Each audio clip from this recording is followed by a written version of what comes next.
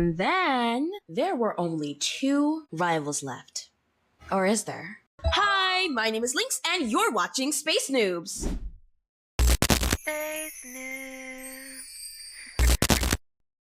Welcome to the 5th and final episode of my Yandere Simulator Reimagined series. So if you haven't seen the last few episodes, what are you doing here? Go watch the other episodes. Also, I know, I've been gone for quite a while, but cut me some slack. Dealing with my last year of high school and ongoing life changes can definitely mess with your work outside of just school and other work times. But I'm back! I think. And I am now a high school graduate who has a lot of work to do with my YouTube channel. So let's get back to the grind. Now, before I talk about anything else about this long-awaited episode of Yandere Simulator Reimagined, I would like to give you all the final refresher about what my version of Yandere Simulator is all about starting now. So, as I've stated in all of my other videos in my version of Yandere Simulator, or Love Stick, whatever you like to call it, Ayano Aishi was a transfer student at the prestigious elite school named Saikou Academy in her junior year. She is the daughter of a lovesick serial killer who also went to the same very school and got away with her crimes there. Unfortunately, Ayano Aishi carries on the same unhealthy traits as her mother and has fallen in love with a former pop star schoolboy named Hanako Yamada. Putting on a practiced fake facade as a sweet schoolgirl who could do nothing wrong, she had gained a lot of support and friends by the end of her junior year, including another junior who goes to the same homeroom as hers, named Kuroki Watanabe, who is a replacement of the original character Info-chan. Kuroki is the first one to know about Ayano's crush on the now stressed and overworking Tower Yamada, and she might know even more than she leads on. Fast forward, and Ayano's crush on Taro becomes very unhealthy, and she becomes the stalker that her mother used to be when she was her age. At the start of her senior year, she has already gone on her spree of elimination, depending on what the player wants to do, and she's already eliminated 6 of her rivals in the first few months. Each of the rivals have contrasting differences from each other, but ultimately share similarities in their own separate episodes. Like, for example, Osana Najimi, who is now named Himari Sato, and Amai's episode being about friendship, Kazana and Oka's episode being about selfish reasons turned into love. Very much counterparts from Ayano herself. And more recently, Aso Rito, now known as Atsuro Shidesu, who has now been turned into a male alongside his twin sibling, Osuro Shidesu, who is still a girl, being mainly about family. Ayano Aishi believes that she has to do everything in her power to get what she wants, even if that means being a manipulative, violent person. That's pretty much the whole synopsis of my story, but be careful because Ayano Aishi still has eyes on her every move. So, will you be risky as the player or will you be nice? That's completely up for you to decide. Disclaimer: anything that these characters do in this story should not be done in real life. That is completely weird. You're cuckoo crazy caca. Okay. Now that we all gotten that done and packed, let's get into what you actually came to see in this video. First up, Hanako Yamada, aka Taro's younger sibling. Things seem to be going well for Ayano Aishi. She's made more and more friends, all the rivals that she's come across were successfully dealt with, and most importantly, she's gotten extra close to Taro, and has even made good friends with his younger sibling, Hanako Yamada, who also attends the same school. Weirdly though, in only a matter of 2 weeks, Hanako and Ayano had become closer than Ayano could even blink. So close to the point where Hanako even invites Ayano for a sleepover with not just her, but also Himari Sato, who is Osana Najimi if you forgot. Ayano was absolutely excited about this event, not because of her friendship with Hanako and Himari, but because it also allowed her to see what Taro Yamada's place looks like for the first time. So you have to ask something. Is Ayano Aishi really friends with Hanako because she enjoys spending time with her, or is she just using Hanako to get closer to Taro? That could be completely up for the player's interpretation, so I'll just leave that as an open book. The evening comes and Taro Yamada is still at work, whilst Ayano and Himari both show up at his household to meet up with his friendly and energetic sister, Hanako. Hanako is increasingly excited about the sleepover, not only because she gets to spend time with someone who feels like her cool older sister, someone who's also invited her to her fashion club at the school, but also someone new and important, Ayano Aishi. The sleepover goes well like any other. Ayano meets Hanako's grandmother, a sweet old lady who took Taro and Hanako under her wing after the unfortunate passing of both of their parents in a plane crash. Ayano grows more sympathetic to how hard Taro and Hanako must have had it this entire year. Hanako explains to Ayano that she is forever grateful for all the work that Taro puts in to keep her family well rested without any harsh troubles. Hanako almost breaks down into tears as she explains that she wishes her brother didn't have to work so hard anymore. Himari and her grandmother comforted her, and Hanako quickly calms down and cheers for them to get their sleepover started. They have an amazing time baking pizza, cookies, and anything that's relatively fun at a girls' sleepover party. The night carries on for the girls. They do each other's makeup and talk about what they're planning to do with their futures. Himari quickly answers by saying that she wants to go to a cosmetology school once she graduates from the academy. Hanako answers that she wants to help people and go to school as a nurse, and Ayano, she hasn't really thought about it much. This is where the player gets to decide exactly what they want Ayano to answer with. And whether she decides to answer or not, someone comes through the door. Hanako Yamada has just come back from his evening job. He greets everyone in the household with a tired smile and walks up to his grandmother to kiss her on the cheek, like he does every time he comes home from work. Nudging Ayano in the arm, Himari gestures for Ayano to get up and shoot her shot with Taro, since she is completely aware that Ayano has a crush on Taro. Ayano was still all dolled up after Himari finished doing her makeup. Her hair was down and everything. Taro and Ayano finally meet up, with Ayano walking with him as she spoke with him, leaving Hanako and Himari by themselves. Does Ayano really have a crush on him? Hanako asks with a blank expression, causing Himari to turn and nod, a bit confused as to why Hanako's mood seemed to switch. Yeah? I believe that she began to like him more once they started working together at Amai's place. Why? Himari responds with a head tilt of curiosity. Hanako doesn't verbally respond though. She just shrugs her shoulders as if she doesn't want to finish a conversation she herself started. Himari could obviously sense something was bothering Hanako, and with her being a blunt person, especially around someone very dear to her, she asks the question. Do you like her, Hanako? And Hanako's like, what? How could you say that? A crush on her? Me? Obsessed with you? Yes, I am, bitch. So it is announced that Hanako in fact does have a crush on Ayano Aishi, and during her week, she will try her best to gain the courage to confess her feelings to Ayano by the end of the week. More on that later. Because after a nice and private conversation with Taro, Ayano now feels it is the perfect opportunity to finally confess her feelings. Now the biggest problem with that is that her confidence and courage still hasn't been built up the way that Ayano wants them to be. It is the player's job to talk or hang out with Taro as much as possible.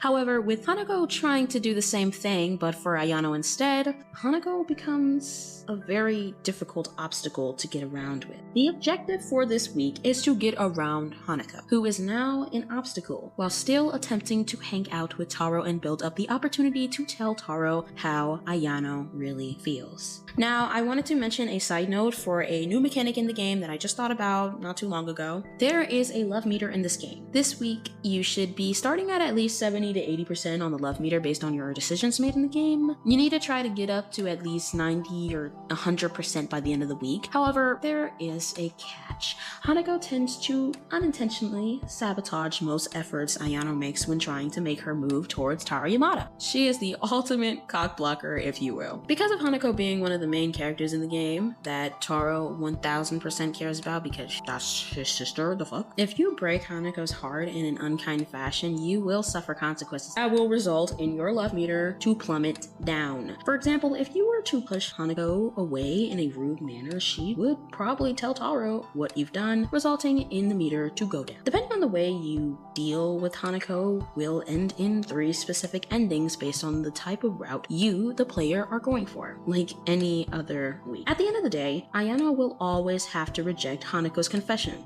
Why? Because Ayano is too old for Hanako. Point blank period. Her reaction to it is determined by exactly how you do it. Now, how does Ayano find out about Hanako's crush on her? Well, Kuroki lets her know through a side comment she makes to Ayano just after Hanako practically bombards Ayano with way too close excitement. Kuroki laughs, asking Ayano how she didn't realize that was the obvious case. Ayano just shrugs her shoulders, causing Kuroki to make another comment. Maybe your mind is just too much on Taro to the point where you rarely pay much attention to what's really going on all around you. For example, I hear that something thrilling might take place this week. Thrilling? What do you mean by thrilling? And Kuroki just shrugs. I don't know much, but I do know I'll be away for a little while getting more details about it. I believe you'll know very soon. And with that, Kuroki wouldn't be much of a main character this week until the final week. Starting with the basic neutral ending, where you will make a few mistakes trying to avoid Hanako without hurting her feelings. And even if you did, let's say, make 2 to 3 mistakes on this route, you are sure to have at least 90% on the love meter by the end of the week. Hanako will attempt to confess her feelings, but when Ayano turns her down and explains her love for Taro, she accepts it in the end. Think Angelica Schuyler from Hamilton or something. Like, girl, she's never gonna be satisfied, but like, you know, it is what it is. Regardless, this route and the pacifist route both result in the same type of ending for the 7th. The main difference with the neutral and pacifist route is that in the pacifist route, you need to matchmake Hanako with some other girl. Presumably a NPC, just like any other matchmaking route in the OG Yandere Simulator. I would probably pair her up with one of the younger gardening club girls, but I'm really unsure of which one. So let me know down in the comments who you would pick to be Hanako's love interest. But anyways, the reason I made the pacifist route a love matching route is that I feel it would not only benefit Ayano by helping her successfully overcome her obstacle or rival without doing anything crazy or brass, but it would also make Hanako more accepting of Ayano's crush on Taro. Hanako wishes the best for her and Taro to be together. Now, the genocide route, however, is more of a selfish route in which you are inherently a terrible friend towards Hanako, causing the rejection towards Hanako to hurt even more than a normal route would. The true results of choosing the genocide route won't make an occurrence until the very end, of course. It will have its own unique cutscene that is a lead-in to the final week. At the end of the week, regardless of what route you choose, it will all end in one way. The moment Ayano thinks she can finally confess her love to Taro, the school announcements go off, and they tell everyone in the school to come down to the gymnasium immediately. Ayano internally groans in annoyance walking to the gym with Taro and everyone else. And look who it is. Megami Saikou has finally entered the chat, and she has a few words to say.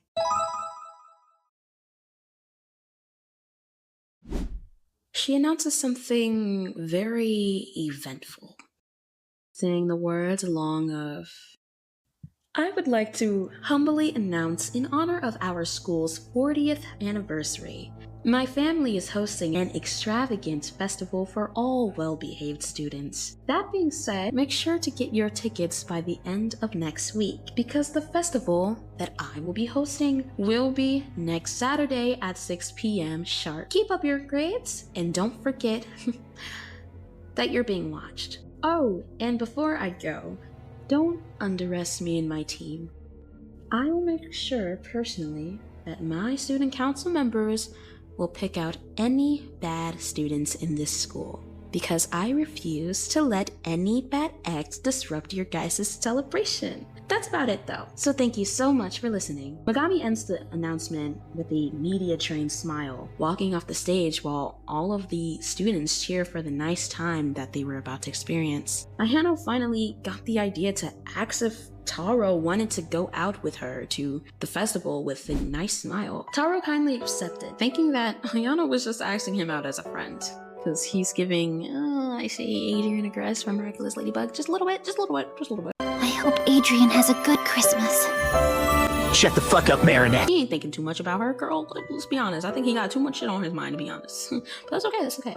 Now, here's the cutscene if you choose the genocide route. After the announcements, by the way. The announcements that Megami already made. Okay, so, now before anything else transpires, Akane Toriyasu, the student council secretary, walks up to Ayano with a seemingly nice smile. "Hi, your name is Ayano Aishi, right? The president of the student council, Megami Saikou, says that she wants to speak with you." Ayano tilts her head in confusion. What would Megami Saikou, the princess of the Saikou Academy, want to talk with Ayano about? Once Ayano finally enters the student council office, she is greeted by a more quietly intimidating Megami Saikou. "Care to sit down first, Ayano?"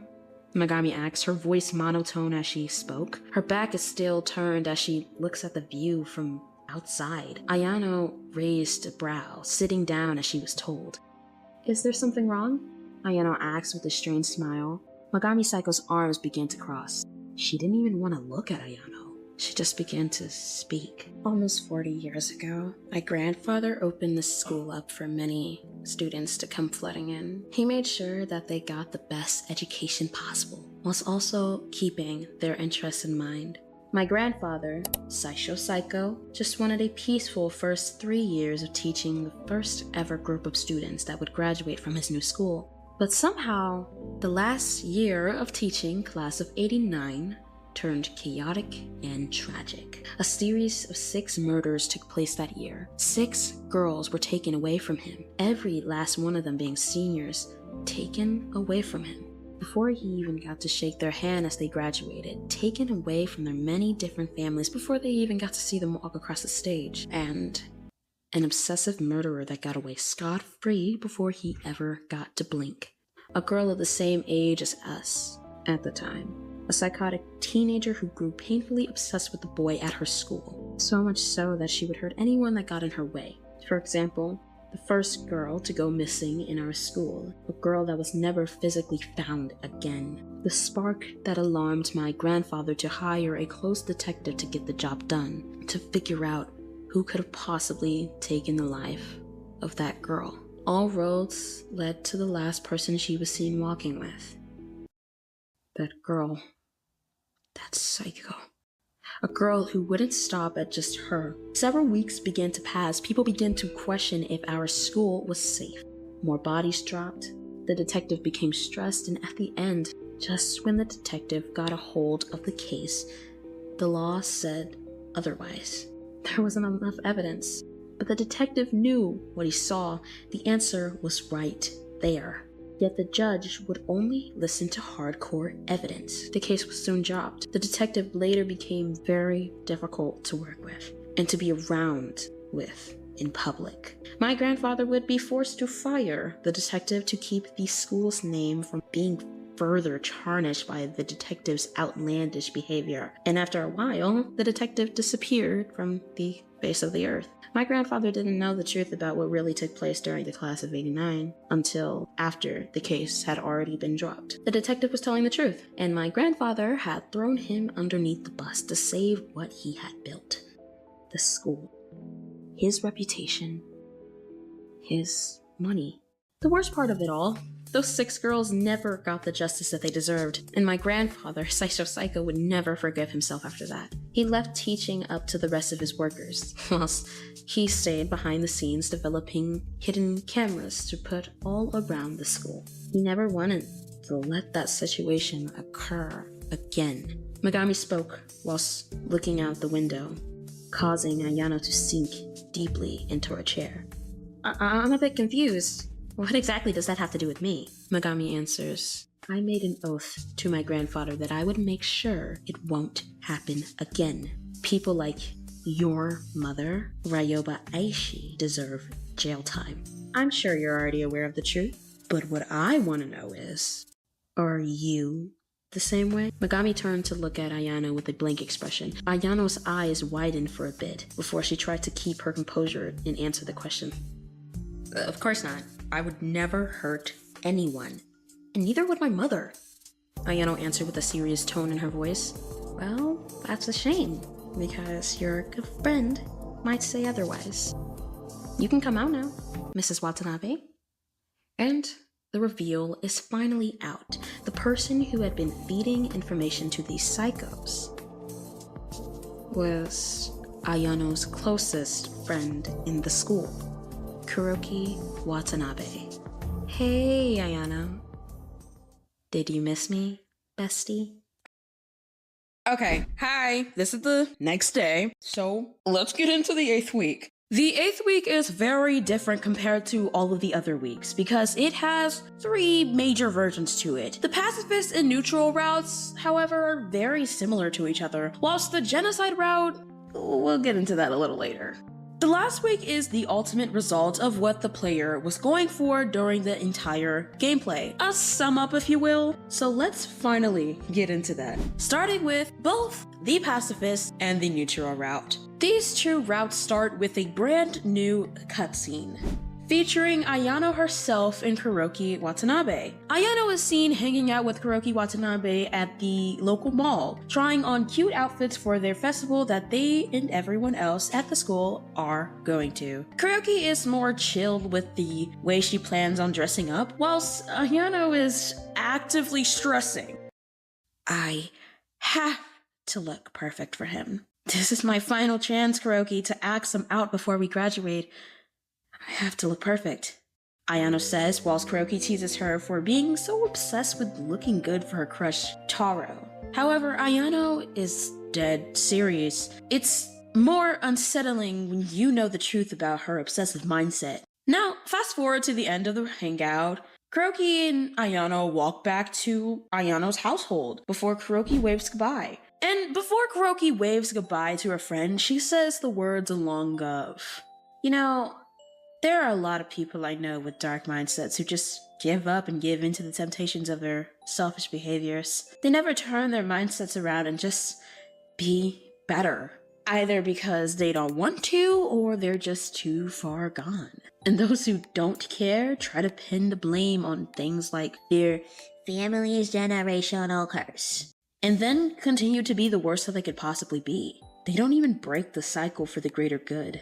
I'm just very happy that some people can recognize their mindsets and find an alternate option to achieve what they want. Something that doesn't result in them hurting themselves or others around them. I'm proud to be your friend, Ayano Aishi. You try very hard to be the best that you can be. Almost perfectly. And I'm grateful for that. I even admire that almost. See you later, bestie, she says with a genuine smile, walking away before Ayano ever gets a chance to ask her to elaborate on why she said all of that. Now, most of those words towards the end are not said if you are in the neutral route. In fact, all of that I just said is only really said in the pacifist route, of course. In replacement for the neutral route, the words towards the end goes along the lines of, you should always be careful, Aishi. People are so messed up in the head that they would do anything to get what they want.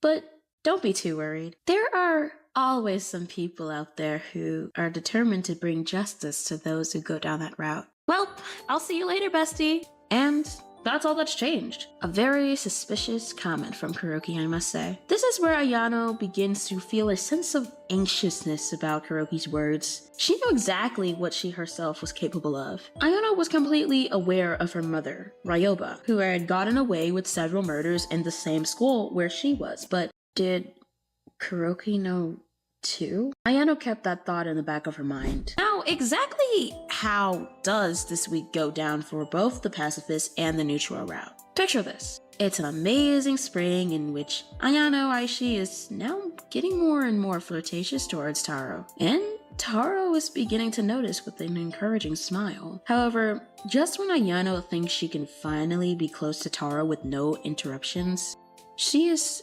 interrupted by someone once more. Megami Saikou.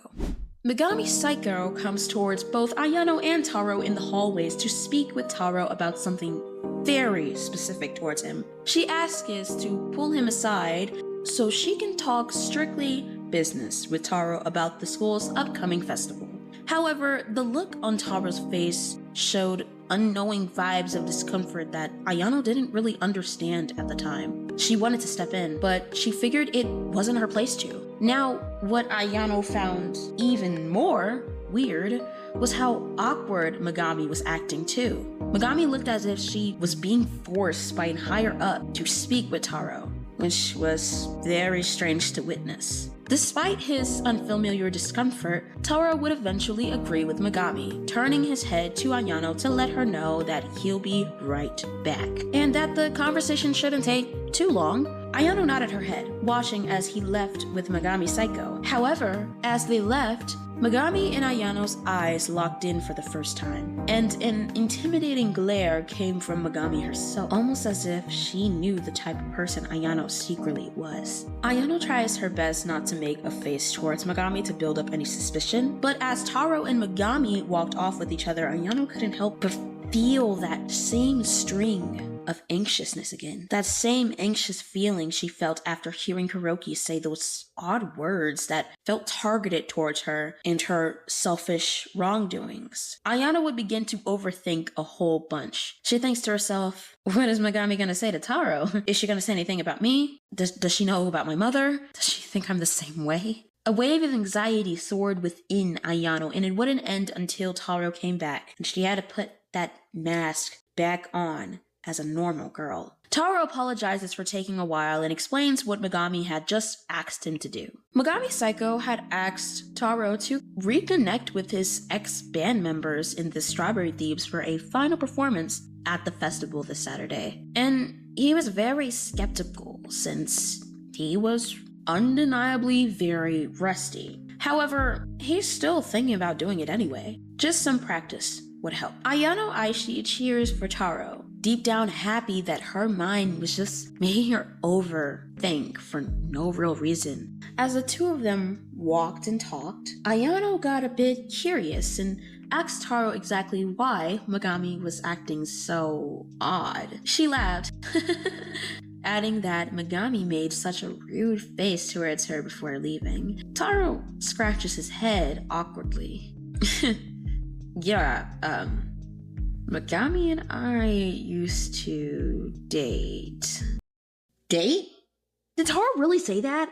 Ayano was absolutely shocked. Maybe that was the reason why Megami looked so mean looking to her. And suddenly, Ayano wouldn't be so worried anymore after she concludes that Megami might believe that Ayano is with Taro now, bringing immense joy. Oh boy, how her first senses were on the right track. The screen cuts to Megami's POV. She's seen walking with one of her student council members and asks, is she here yet? Whilst they walked at a fast pace to the student council office, the vice president of the student council nods her head, walking into the office with a stern look. The two of them see the other student council members waiting for them to start the secret meeting, waiting alongside a familiar redhead, sitting directly in Megami's seat at the front. Mrs. Watanabe, what are you doing in my seat? Megami gave an irritated and confused glare. Kuroki answers, you asked for my help, so I believe it's only fair I get to use my power as a poor little helper, she said in a dramatic voice, causing Megami to get even more irritated and annoyed with Kuroki Watanabe. Don't we pay you enough? Fine, just tell us your reports already. My team and I are getting very busy at the moment, Megami asked, holding out her hand for a new folder she had been waiting for about a week. Kuroki Watanabe chuckles softly, handing over the folder without even looking at Megami before Megami ultimately snatches it. Inside the folder is filled with many pictures, documents of Ayano Aishi's every move throughout practically the entire school year, starting at Hamari Sato, who was her first rival. And based on the route you were going for determines if the files inside of the folder are anything remotely incriminating and beyond suspicious. Like, for example, Amai's route if you choose to frame her for stealing money from the school and getting her expelled. They would have reasonable suspicion to believe that she had something to do with Amai's expulsion. Or even the many times you try to sabotage any potential relationships Taro gets into, such as Hamari Sato, Kazana, and Atsudo. Not to mention Ayano's relations with Okaruto and how similar they are in behavior despite Oka presumably striking first. Several things are considered off with Ayano's behavior in the neutral route, and everyone in that office knew it. Kuroki Watanabe explained further into the overall photos, making sure to put every minute detail about what she found. She then adds in her opinions here and there about the evidence based on what the player decided to do. If you choose the neutral route, Kuroki would just say that Ayano shows the same signs of behavior as Ryoba Aishi back in 1989, and that she needs to be studied more until she is caught in another incriminating act. However, if the player chose the pacifist route, Kuroki would acknowledge that although Ayano does show similar patterns of her mother's, she handles most of her issues with kindness. With all of the things that Kuroki has planted to see exactly what Ayano's next move would be. For example, taking down the queen bee for her wrongdoings, Kazanahoshi, and befriending and helping almost all of her rivals, and most recently matchmaking Hanako with someone else instead of breaking her heart. In the pacifist route, Ayano is easily the good version of herself, and Kuroki Watanabe recognizes that. Kuroki actually defends that she doesn't see much of a problem with Ayano and would suggest that they should just drop the close observation for now. However, Megami is more stubborn than almost anybody in this game. She refuses to take her eyes off Ayano and states that she has something up her sleeve. With Megami being an ex-lover of Taro, Megami says that Taro is bound to commit to performing at the festival because he is a people pleaser and cares too much about what others think, especially his band members. Which, a little side note. His band members' names in the Strawberry Thieves are Miyuji, which is the light music club, Gaku, and Hayonari being from the Delinquent Boys, and Gita. Taro will have to attend rehearsal throughout the week, meaning that he'll be very busy and won't have much time for Ayano. But we all know that Ayano is Ayano and will always find a way to make the direction of attention be towards her. So we just have to make the situation a little bit more complicated, Megami explains. However, in the pacifist route, Kuroki would refuse to continue. Only Megami and her goons would be a threat. The neutral route, however, makes it so that Kuroki Watanabe follows along and is a part of the bunch. Whatever you do, your objective for this week is to get as much time with Taro, with the challenges of his band members taking Taro's attention as much as possible. Ayana will become increasingly irritated and more impatient. She may become more erratic and do things that the player has no control over, unless the player catches it just in time by rapidly clicking on a button.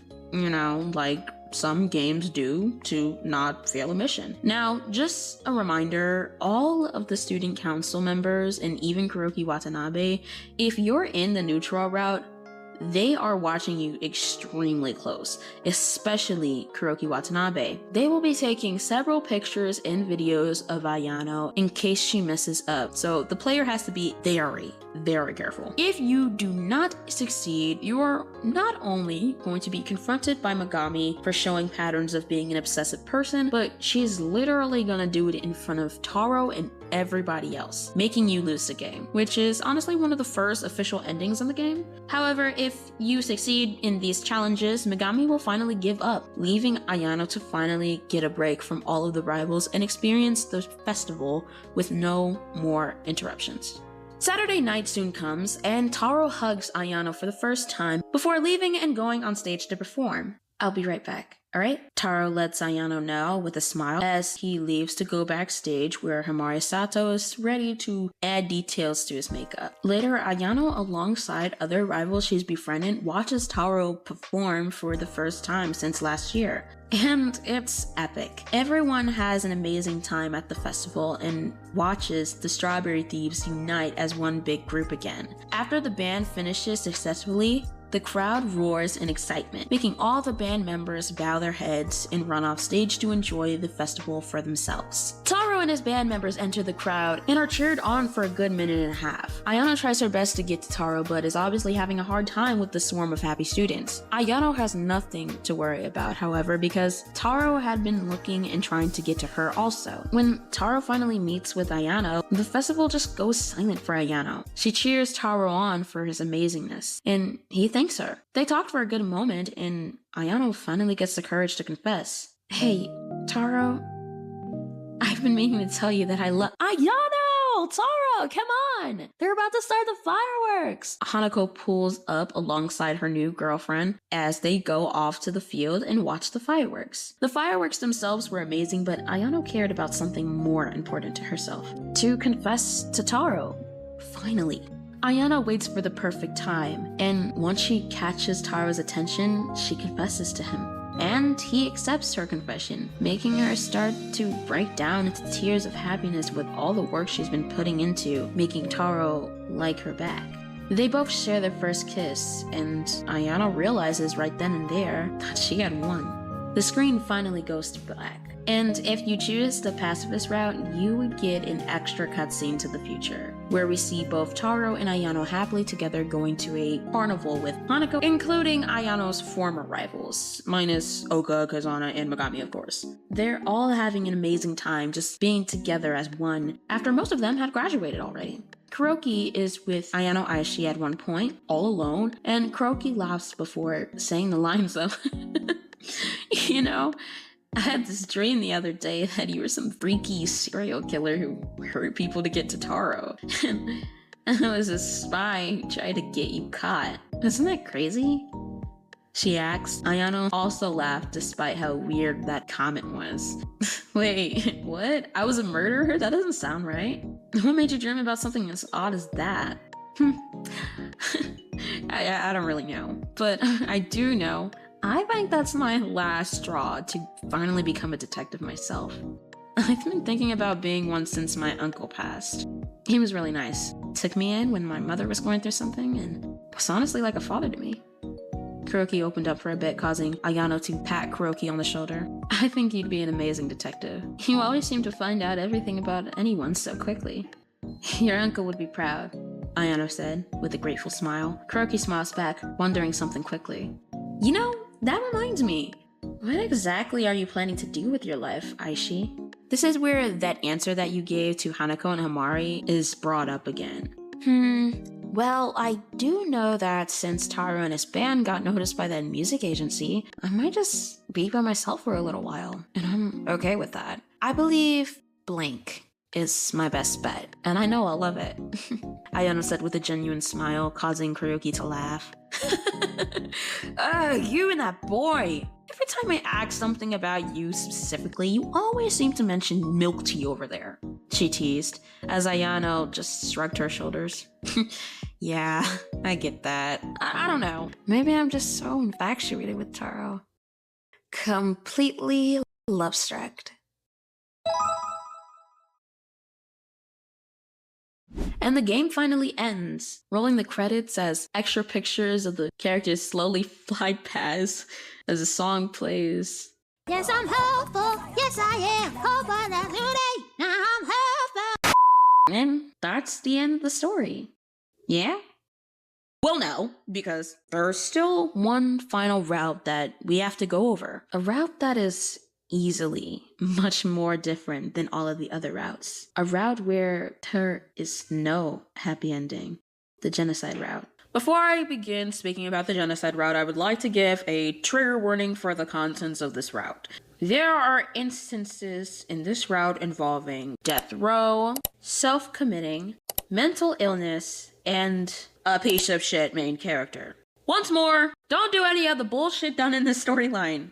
I don't even know why I really need to say this again. But yeah, if you ever feel like you're some sort of kin to Ayano in a way, stop it. Get some help. Okay, let's finally finish this. The genocide route starts a lot different than most people would expect. We get a glimpse into Kuroki Watanabe's childhood, but she still had natural black hair at the time. The cutscene / flashback starts off with how she used to live with her uncle, revealing that her uncle was the detective of the class of '89 case. Kuroki tells the audience about how depressed her uncle used to be before she was even born. In 2014, her uncle, at the age of 45, had to take Kuroki in for only 3 months, which actually turned into a full year because of her mother's issues. In that entire year, Kuroki learns more and more about her uncle. She learns that he is a former detective and was hired by Saikou to solve a case of the disappearances of 6 girls at a school. However, Kuroki's uncle lost the case due to flimsy evidence, as said by the court. Her uncle had been blacklisted from ever being a detective again. The problem was that he was right about everything. However, the civil world let a murderer run free without any consequences. Kuroki's uncle was a very lonely man, and the only real light of hope in his life was when he took Kuroki in, as if she were his own. It was the best year for him in a long while, but things, of course, soon came to an end. And after a year or two, Kuroki's uncle passed away due to complications of depression. Kuroki grieves every day over her uncle and strives to be a detective just like her uncle and live to bring justice just like he did. Which is why she became a junior spy and almost like a detective. Similar to the 10th and final rival in the 1980s mode. Kuroki is a prodigy and has found her way back into the same predicament her uncle was in 36 years ago. However, she is determined to successfully bring justice, which brings us to the continuation of where we left off in the 7th week of the genocide route. Kuroki speaks. I've been watching you very closely, Aishi, and unfortunately, today has brought us here. You know, I wish it didn't have to be like this. We could have been good friends, but a curse ensues in the both of us, and I wish to stop it. Where were you on the day of Hamari Sato's disappearance? Kuroki asks more seriously than ever before, so much that completely terrified Ayano. Ayano's sanity is at its lowest point during this final portion of the game. Her anxiety is much more spiked than any of the other routes. What are you talking about? I left school once the clock said 5. She stammered, her face trying to contort into someone who's not suspicious at all, but failing miserably. I beg to differ. Hamari had been gone missing a little towards the end of our after-school activities. Cameras captured you going into the fashion club at the same time she was inside the room by herself, and footage of you constantly leaving and re-entering. The final footage of you is featured you carrying a large trash bag. But you never stopped at Hamari. No. You've continued, Ayano. You've continued the cycle. Kuroki grabs a boulder showing several pictures and documents featuring all of the times Ayano has committed a crime on school grounds. Kuroki went into further detail about what she had been caught doing, continuing it in full order about all of the evidence Kuroki, Megami, and their general team had conjured up to. No, Ayano whispered, her voice crackling as she began to realize she had been caught. Ayano, I am now being informed that you are under arrest for the murders of 4 people, along with the attempted murder of Atsuro Shitasu, and the framing of both Amai and No, this can't be happening. I would never do anything so harmful. It's a mistake. It's AI. I'm not like her. I'm not my mother. The commotion begins to become louder. Ayano becomes erratic and angry, practically trying to attack Megami before being apprehended by 4 other council members until the police finally show up to put Ayano in handcuffs. They all walk outside of the office surrounding Ayano as she is classified as a dangerous criminal. Almost everyone in the school watched as the policemen took Ayano outside. Everyone, including Taro. He was incredibly confused and shocked as to what was really going on. Megami is the one to go over to him, whispering something shocking and disturbing to him as Ayano watches with mascara smudged from all the crying she had been doing. She realized right then and there that she had lost, and it was all for nothing, and her game had just ended right there. But more was to come. Soon, Ayano Aishi had been brought on trial, and it said that they are considering death row or her being put into a mental facility. The trials were long and devastating for all of the families who lost their loved ones. Taro, too, was devastated. He couldn't believe he was friends with a serial killer who had been hurting his loved ones. He wanted nothing to do with Ayano, and at that moment she knew right then and there that the love of her life hated her. That was the worst thing on earth for Ayano. She would rather commit to being hanged than ever having to think about Taro's disappointed face ever again. Not even thinking once about her actual family, such as her mother and father. She was extremely love-struck to the point where all she could think about was Taro. Ayano wanted the death row. However, the law does not work well in her favor, as the judge deems that she is mentally insane due to the lawyer her mother had gotten her. In the end, Ayano is found guilty of all of her crimes. and is locked away in a mental institution forever. The audience's final glimpse of Ayano is a cutscene of her having a hallucination of several versions of herself, laughing and taunting her. They got louder and louder, multiplying at every corner. Ayano tries to push through every last one of them, and when she finally gets through, she's greeted with an extremely disappointed Taro Yamada. Shaking his head in disapproval, begs for him to forgive her. But it was too late. All of the black and white versions of herself made it to her, and they weren't how they looked earlier anymore. Instead, they all looked like distorted versions of all of her rivals, grabbing and pulling her down with them to a void of black sludge. We hear Ayano screaming for help, but there's no one there for Ayano, just darkness, while she is being trapped in her own mess. The screen would fade to black, and after a few seconds there is a final disclaimer against the actions committed in the entirety of this game, and a number to get help. And that would be the end of my version of Yandere Simulator, or how I would rename the game, Love Struck, Win or Lose. Meaning that this is a direct sequel to the first game, Love Struck, aka the 1980s mode, which would probably have a few changes to them. However, I don't really want to reimagine 1980s mode at all for a new series. But anyways, Love Struck, Win or Lose is a completion to this imaginary franchise of games. My reimagination.